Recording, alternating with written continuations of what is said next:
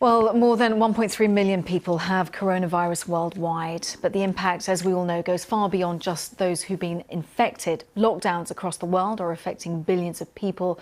And while the stress of this pandemic is causing some to have sleepless nights, others are in fact experiencing the very opposite, more vivid dreams.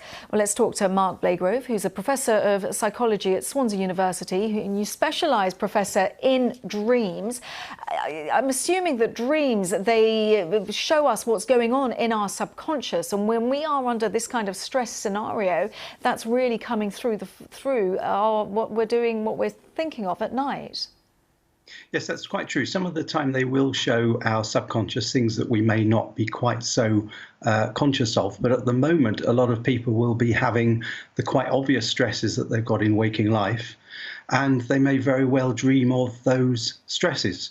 And added to that is the fact that because they can sleep in the morning, they have a greater amount of rapid eye movement sleep across the morning, even up to about 40 minutes of it you could have near the end of the night. And this can lead to very long dreams and far more dreams being recalled. And if people are having anxiety and perhaps leading on to nightmares, is there any way of controlling what's going on when we then fall asleep eventually?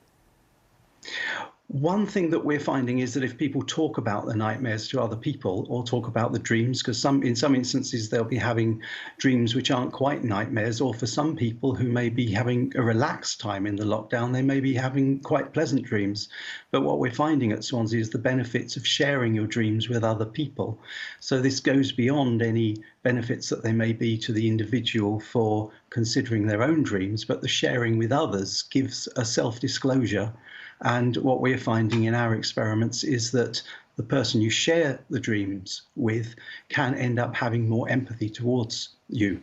And the present situation with the lockdown, there's not only more time for dreaming, but there's more time for sharing dreams in the day.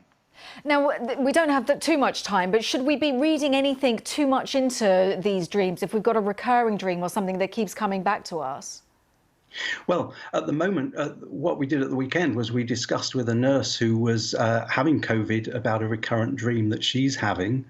And the dream was quite transparent in a way. It was to do with the outside world being threatening, people inside the house at a party she was at not wanting to know what the warnings she was given were, and then her seeing a dead body, and then her having a cat on her face suffocating her. So the dreams can be quite transparent, but they can tell you about your life in a sort of metaphorical way, and metaphors about your life can be quite enlightening. Mark, thank you so much for talking us through that. It's a fascinating insight. Professor Blagrove from Swansea University, a dream expert. Thank you. And if anybody is experiencing any more lucid or vivid dreams, do get in touch with us. The hashtag is BBCOS. It would be great to hear from you.